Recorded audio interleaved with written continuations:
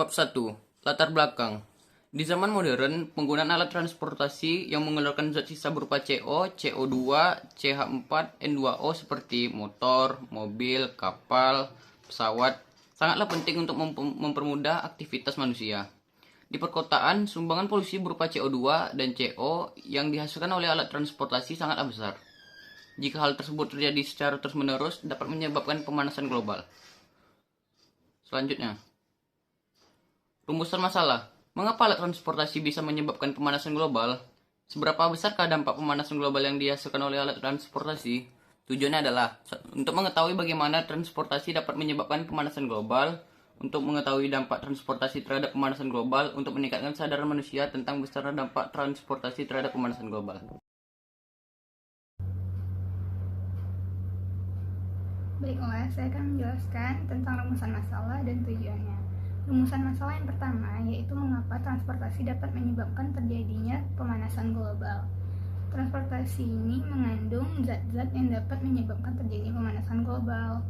Antara lain zat itu ada nitrogen, karbon dioksida, dan lain-lain. Sehingga zat-zat inilah yang menyebabkan terjadinya pemanasan global. Yang kedua, rumusan masalahnya adalah seberapa besarkah dampak transportasi ini terhadap pemanasan global? Tentunya sangat besar, dikarenakan alat transportasi ini sering kita gunakan dan banyak digunakan oleh manusia. Baiklah, selanjutnya itu tujuan. Tujuan yang pertama dari pembahasan ini untuk mengetahui bagaimana transportasi ini dapat menyebabkan pemanasan global.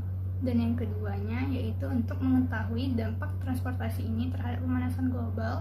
Dan yang ketiga yaitu untuk meningkatkan kesadaran manusia terhadap besarnya dampak dari transportasi ini terhadap pemanasan global.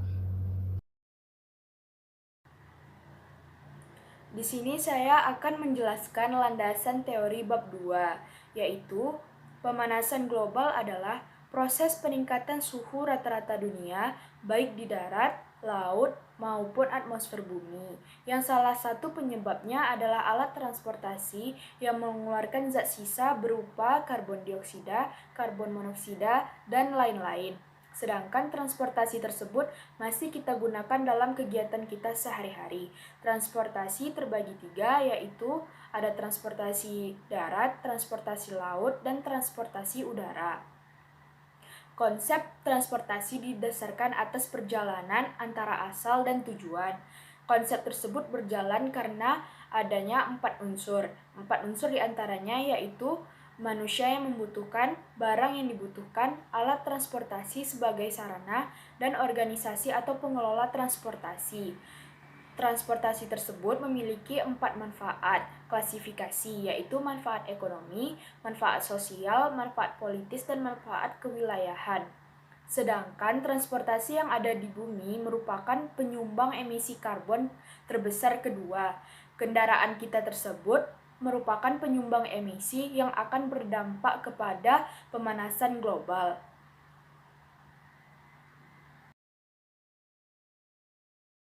Bab 3. Pembahasan dan analisis. Pentingnya alat transportasi berupa mobil, motor, kapal, pesawat, kereta api, dan lain-lain dapat menyebabkan penggunaannya semakin hari semakin bertambah. Padatnya kendaraan dapat menyebabkan polusi udara semakin hari kian meningkat.